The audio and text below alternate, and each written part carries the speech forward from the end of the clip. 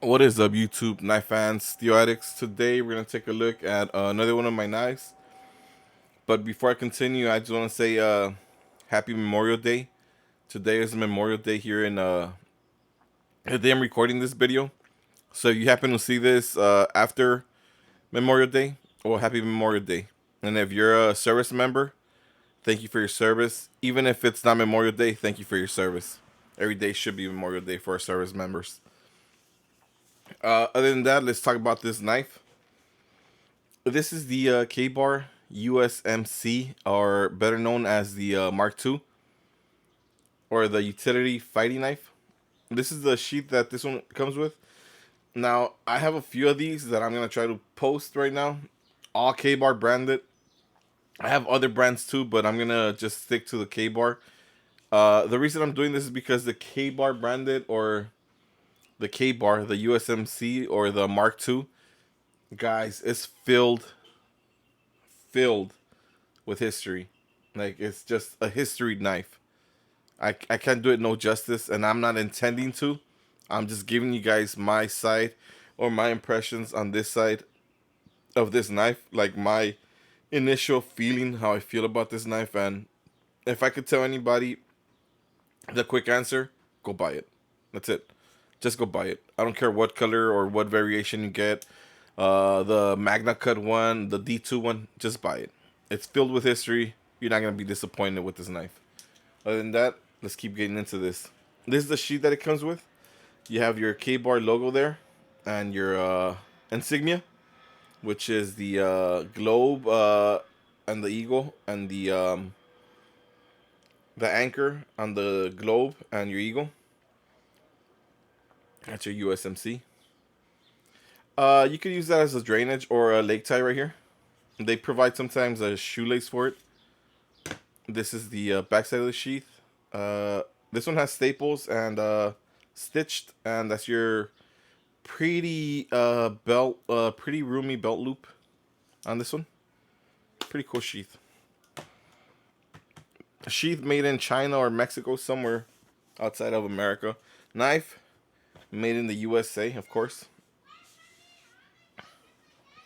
This is my stacked leather handle with the steel end cap, butt cap with the steel pin. I'll try not to repeat myself on all these knives, okay? And if I do apologize. That's my steel guard, stamped steel guard. You got your USMC logo there, or insignia. You got your okay, we're gonna go controversial, but you got your blood groove there, boys. Yeah. No, it's the Fuller. But since we are talking about a knife that was fielded in January 27, 1943, by the Camillus Company, we'll just say, hey, it has a blood groove there, boys.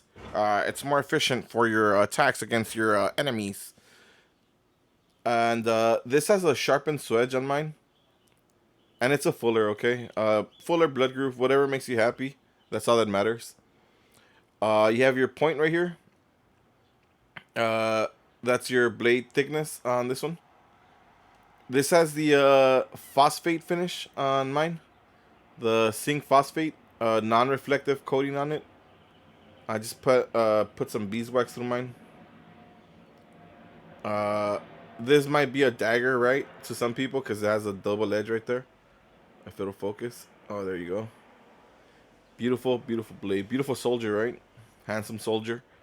And I'll be reading some history as I go, as I come along right here, showing you guys these knives. That's my first one that I have for you guys. All right. My second one, we'll go with this one. This has a plastic sheath and a leather thong. This is the sheath to it. Has drainage, more better improved materials, right? That will resist the elements while you're out there in the field, in the outdoors or whatever. Has your belt loop right here. Has a button snap to retain the blade. Has this these little retention straps right here, or retention tabs that hold the knife in place. That's the sheath that this one comes with. Put that guy right here, or we'll put that guy right here on the top, right? Let's see if we can give it some more. There we go. Here you go. It says this knife proved easy to manufacture. And this one has the craton handle. I want to say it's like a broom handle, or what is that? Is that a broom handle shape, or a Coke bottle, or just your generic handle? It's comfortable. It's efficient for what it does. You got your 1095 Croban again. This has serrations, stamped blade and guard, with your fuller, not blood groove, or blood groove, not fuller. Whatever side of the camp you're on, you're all welcomed here. Your rat tail tang. This used to be my user. I bought it just to abuse it. Not abuse it, but try to destroy it. Right? Couldn't destroy it. I mean, you could break it, but I wasn't trying to break it. I was just trying to like use it as much as I could. Because we have a lot of knives, but not enough time, right?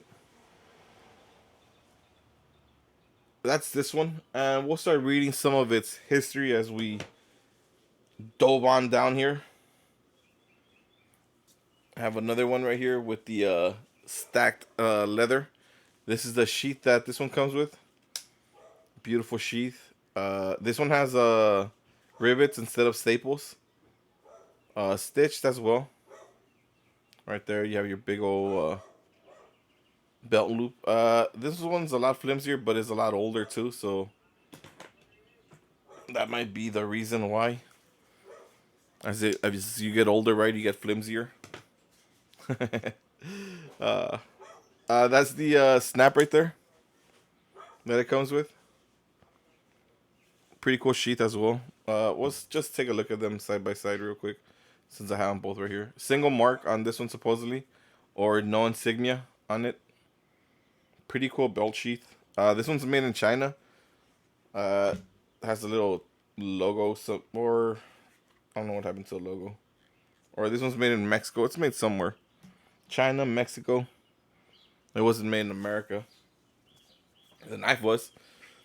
Here you go. This is a newer interpretation of that stacked leather handle one. This is the K-bar with the NASA print, or NASA font right there. Again, your blood groove or fuller. Don't attack me, guys. Please. I'm on your side. We're all knife guys here. Beautiful, beautiful blade. This one hasn't been used and is not gonna get used. This is more of a collector piece. It's part of my USSF Space Force collection. At some point I'll have like a cool display on it with the universe right there. I'm kidding, guys. Maybe. Oh, sorry, reading right here.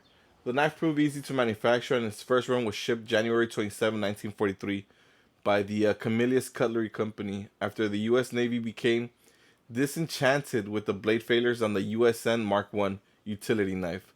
The later service adopted the K-bar as the U.S. Navy utility knife Mark II.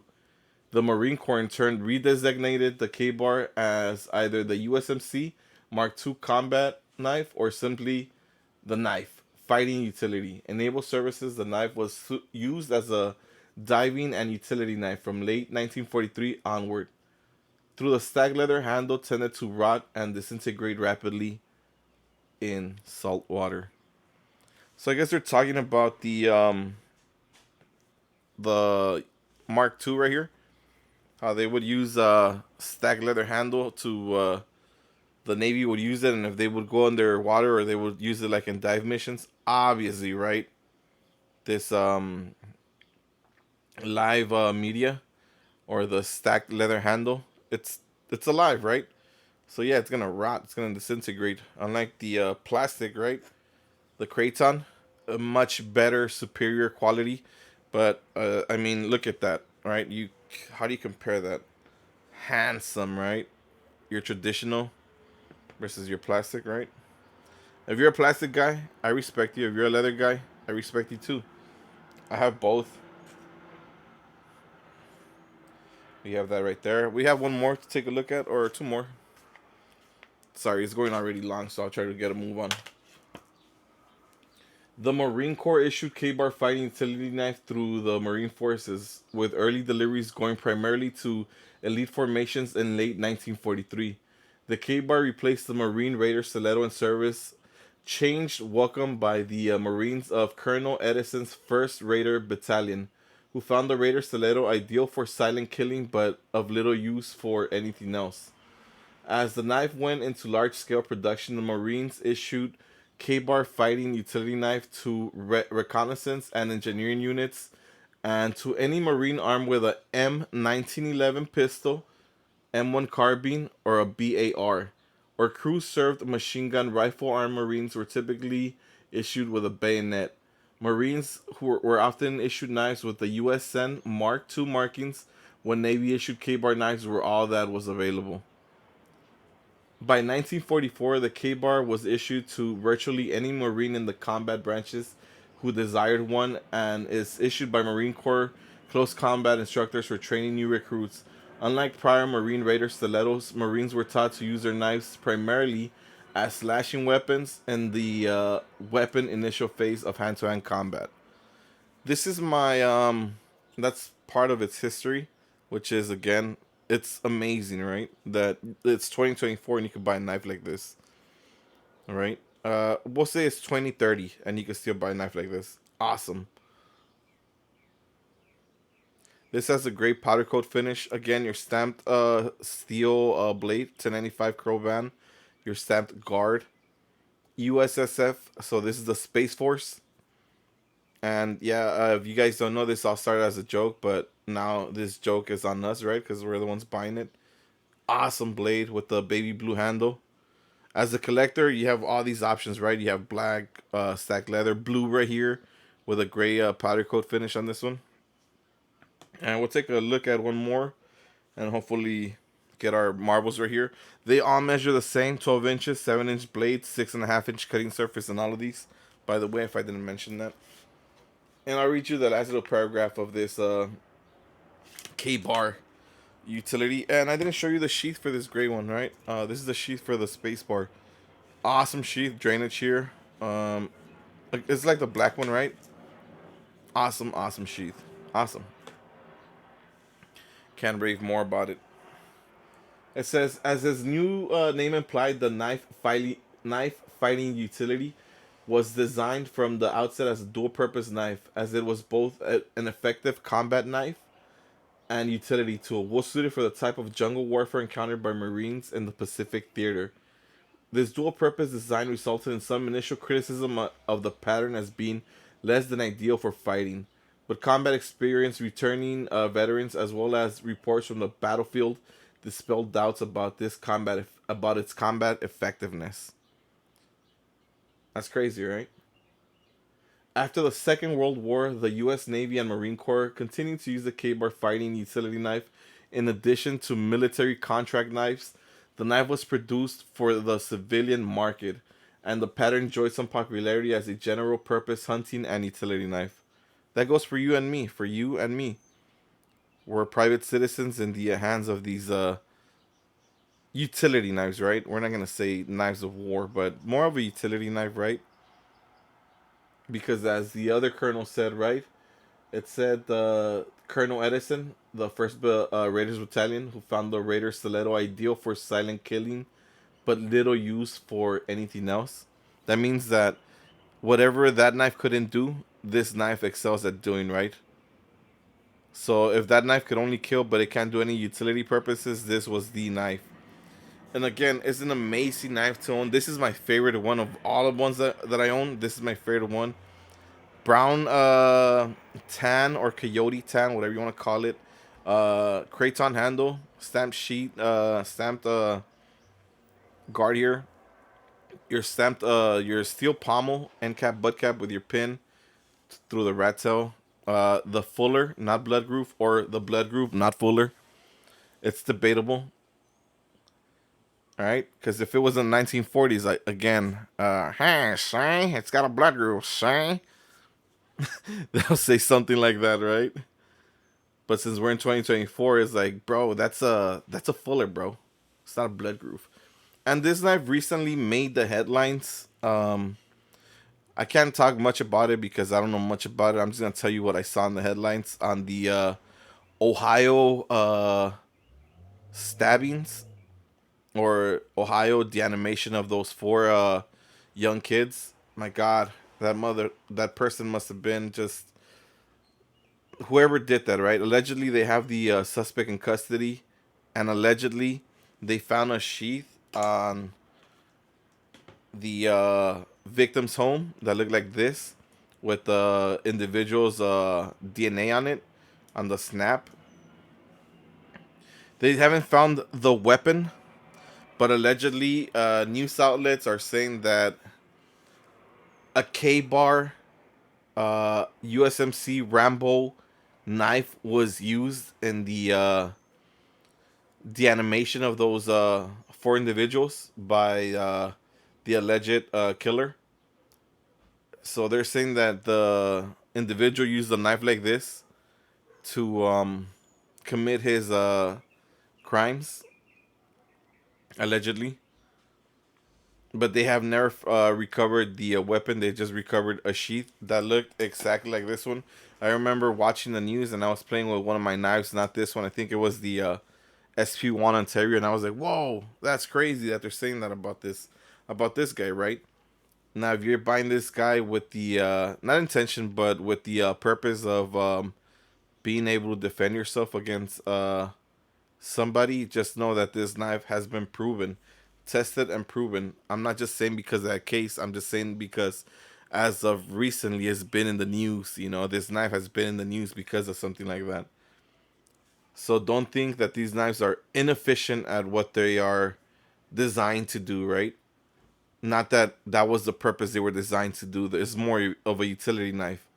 But that horrible person did committed acts of crime, did a horrible crime, right? And it's unfortunate that he used this utility knife, right? Because he could have used a hammer and axe, right? But I guess this was his choice. And again, I'm just saying allegedly because I wasn't there, but that's what the media's saying. And I'm just giving you guys the heads up if you guys were unaware that this knife was in that spectrum of the media. But let me know what you guys think of the USMC, right? K-bar utility knife. Until next time, guys.